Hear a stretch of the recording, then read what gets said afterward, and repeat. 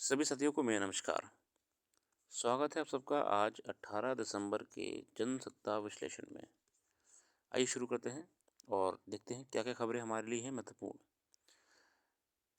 प्रथम पृष्ठ पे हमारे माननीय प्रधानमंत्री जी का एक आर्टिकल है जिसमें विकसित भारत संकल्प यात्रा मेरे लिए कसौटी की परीक्षा। आगे श्री रघुराम राजन जी द्वारा कहा गया है, भारत के पूर्व आरबीआई गवर्नर रहे हैं। भारत 2047 तक निम्न मध्यम आय वाला देश बना रहेगा। राजन ने कहा कि पिछले 2 तिमाहियों में भारत में सकल घरेलू उत्पाद जीडीपी की वृद्धि दर 7.5% है और अगर कोई श्रम बल की भागीदारी को देखे तो ये काफ़ी कम है। महिलाओं की भागीदारी को देखे तो G20 में से कम है।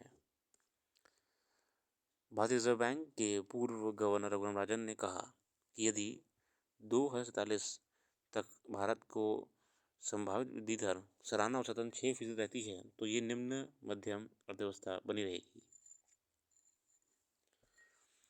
इसके अलावा उस समय तक भारत का जनसांख्यिकीय लाभ भी समाप्त हो जाएगा।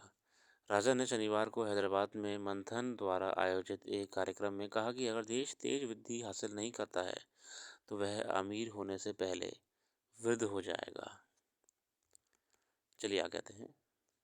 बहुत ही नामी अर्थशास्त्री हैं रघुराम राजन जी, हमारे आरबीआई गवर्नर भी रहे हैं। ये आर्टिकल हमारे सामने आ गया है फिर से, रिश्तों में मजबूती। भारत और ओमान के बीच व्यापारिक, सांस्कृतिक और ऐतिहासिक रिश्ते बहुत पुराने हैं। आपसी विश्वास और सम्मान के आधार पर दोनों रणनीतिक साझेदारी कर रहे हैं। अब दोनों देशों के रिश्ते नए दौर में प्रवेश करने जा रहे हैं। ओमान में शासक सुल्तान हैदम बिन तारिक अल सईद पहली बार भारत की यात्रा पर आए हैं। यह 26 वर्ष बाद ओमान के किसी शासक की यात्रा शुरू है भारत में हुई है। मतलब ओमान के हमारे विजिट करने आए हैं इंडिया। ठीक है।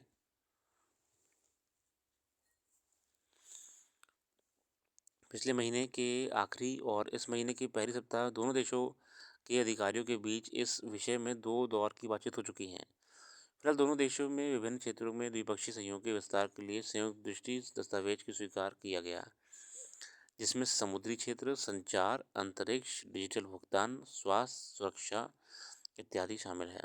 वर्ष 2008 के बाद से विभिन्न मुद्दों पर दोनों देशों के बीच नियमित वार्ता और करार होते रहे।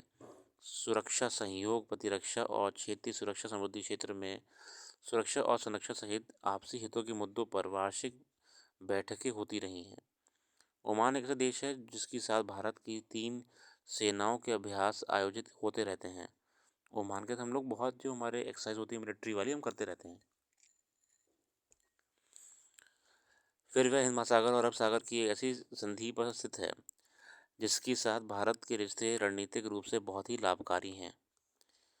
अभी जिस तरह वैश्विक स्थितियां बदल रही हैं और उनमें आर्थिक, व्यापारिक, सामरिक समीकरण उलझे रहे हैं, महाशक्तियों अपने ढंग से विश्व अर्थव्यवस्था को संचालित करने की कोशिश कर रही हैं। देखिए, हमको भी जरूरी है कि हम डिप्लोमेसी के माध्यम से ये सुनिश्चित करें कि हम अच्छे मित्र बना रहे हों। अगला आर्टिकल हम सामने आता है, वो है निष्पक्षता पर सवाल। ये लेख हमारे सामने है चुनाव आयुक्त को लेकर। देश में चुनाव आयुक्तों की नियुक्ति के लिए पहली बार कानून बनने जा रहे हैं, लेकिन इससे जुड़े विधेयक पर सवाल उठ रहे हैं।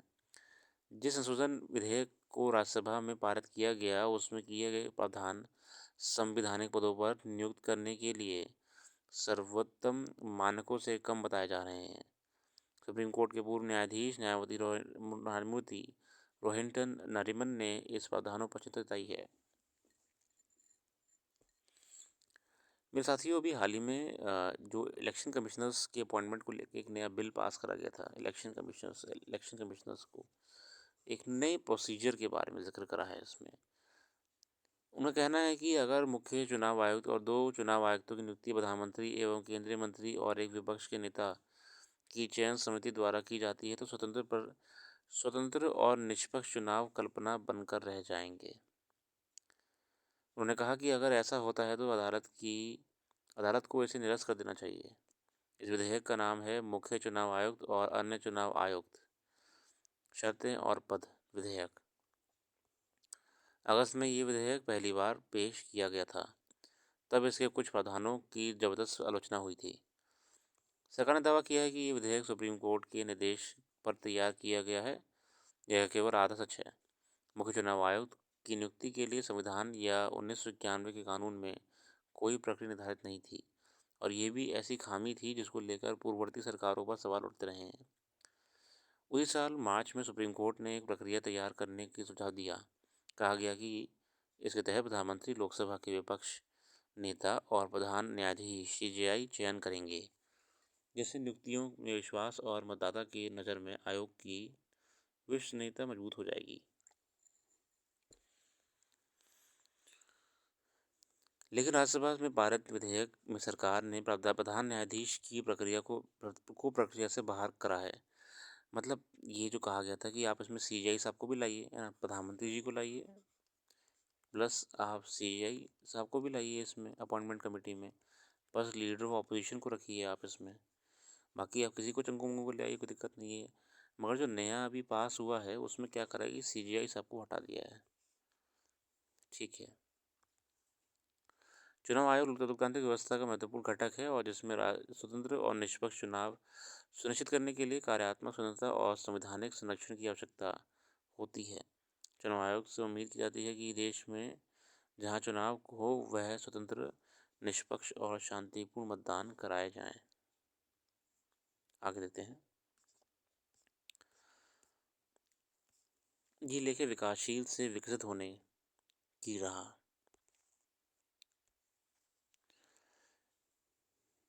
पिछले दिनों प्रधानमंत्री ने अपने एक संदेश में कहा कि बहुत दिन तक हमने भारत को अल्प विकसित और उसके बाद विकासशील देश कहा,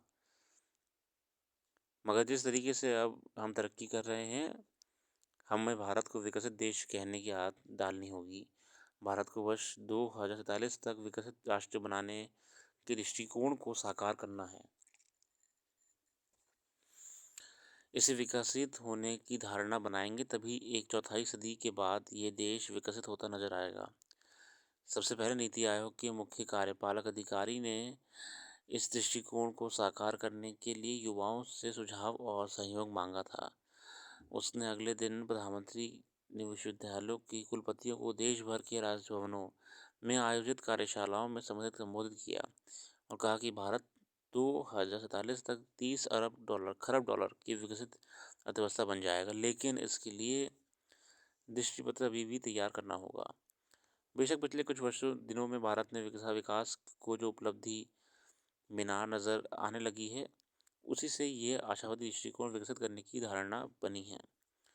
हम देख रहे हैं कैसे डेवलपमेंट को लेके हम फ्यूचर टेक्नोलॉजीज़ पे इन्वेस्टमेंट कर रहे हैं, हम इंफ्रा को बड़े से बढ़िया करते जा रहे हैं। ये ही डेवलपमेंट की राह होती है साथियों, कि हम हेल्थ सेक्टर में योजनाएं ला रहे हैं, हम एजुकेशन को रेवोल्यूशनाइज कर रहे हैं, हम एआई में काम कर रहे हैं, जो एक डिजिटल एक डेवलप्ड नेशन काम करता है, हम वैसे ही काम कर रहे हैं इस समय। बेशक आर्थिक विशारदों द्वारा 21वीं सदी को भारत की सदी माना जा रहा है। देश में नई शिक्षा नीति, सेहत के लिए सस्ती उपचार सुविधा का मॉडल, ग्रामीण अर्थव्यवस्था में सहकारिता की भावना द्वारा एक नई जान फूंकने की कोशिश है। अब सहकारिता की को एक अलग विभाग घोषित कर दिया जाएगा। बेशक सहकारिता छोटी जोतों की खेती का मुक्ति मार्ग है। इससे पहले भी सहकारी आंदोलन को सफल बनाने के नारे उठते रहे हैं, लेकिन भ्रष्ट आयोजकों और नियोजकों द्वारा उसका चेहरा गंधेला कर दिया गया। वित्त वर्ष से भारत की वित्त मंत्री ने सार्वजनिक बुनियादी ढांचे में अभूतपूर्व विस्तार की बात कही है। इस दिशा में काम भी हुआ है। भारत में तरक्की नज़र आ रही है। इस अभूतपूर्व विस्तार के दम पर भारत में विदेशी निवेशक आकर्षित हो रहे हैं।